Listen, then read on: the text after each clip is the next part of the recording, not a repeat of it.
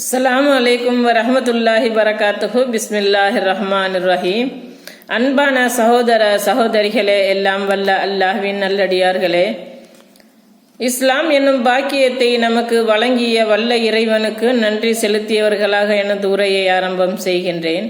இன்று நாம் காணவிருக்கும் தலைப்பு, உறவினர்களை விட உயர்ந்த உத்தம நபி ஸல்லல்லாஹு அலைஹி வஸல்லம் அவர்கள் ஓர் இறை நம்பிக்கையாளர் எனப்படுபவர் முஹம்மது ஸல்லல்லாஹு அலைஹி வஸல்லம் அவர்களின் மீது கொண்டிருக்க வேண்டிய உறவு சாதாரண தொண்டன் தன்னுடைய அரசியல் கட்சி தலைவர் மீது கொண்டிருக்கும் உறவை போன்றதல்ல.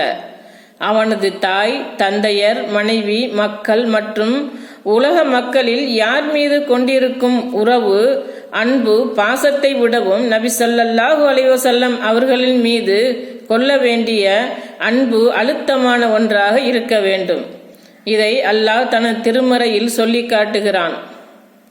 உங்கள் பெற்றோரும் உங்கள் பிள்ளைகளும் உங்கள் உடன் பிறந்தாரும் உங்கள் வாழ்க்கை துணைவியரும் உங்களில் குடும்பத்தாரும் நீங்கள் திரட்டிய செல்வங்களும் நஷ்டத்திற்கு நீங்கள் அஞ்சுகின்ற வியாபாரமும் நீங்கள் விரும்புகின்ற வசிப்பிடங்களும் அல்லாஹ்வை விட, அவனது தூதரை விட, அவன் பாதையில் போரிடுவதை விட உங்களுக்கு அதிக விருப்பமானவையாக ஆகிவிட்டால் அல்லாஹ் தனது கட்டளையை பிறப்பிக்கும் வரை காத்திருங்கள்.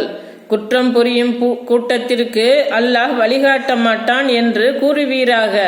அல் குர்ஆன் அத்தியாயம் 9 வசனம் 24.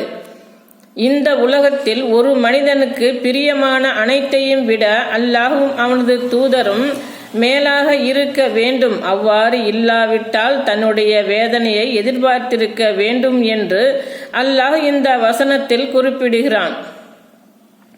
உயிரினும் மேலான உத்தம நபி ஸல்லல்லாஹு அலைஹி வஸல்லம் அவர்களை நம்பிக்கை கொண்டோருக்கு தங்களை விட இந்த நபி முஹம்மது தான் முன்னுரிமை பெற்றவர். அவரது மனைவியர் அவர்களுக்கு அன்னையர்.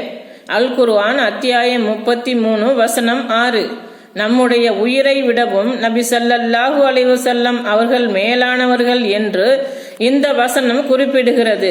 இதன்படி நபி ஸல்லல்லாஹு அலைஹி வஸல்லம் அவர்களை நேசிப்பது என்பது கொள்கை, ஈமானிய அடிப்படையில் அமைந்து விடுகிறது. அதனால் தான் அல்லாஹ்வின் தூதர் ஸல்லல்லாஹு அலைஹி வஸல்லம் அவர்கள் குறிப்பிடுகிறார்கள், எனது உயிர் எவனது கைவசம் உள்ளதோ அவன் மீது ஆணையாக உங்களில் ஒருவருக்கு அவரது தந்தையையும் அவரது மக்களையும் விட நான் மிக அன்பானவராக ஆகும் வரை அவர் உண்மையான ஈமான் உள்ளவராக ஆக மாட்டார் என்று அல்லாஹ்வின் தூதர் ஸல்லல்லாஹு அலைஹி வஸல்லம் அவர்கள் கூறினார்கள். அறிவிப்பவர் அபூ ஹுரைரா ரலியல்லாஹு அன்ஹு, புகாரி 14. அஸ்ஸலாமு அலைக்கும் வரஹ்மத்துல்லாஹி வரகாத்துஹு.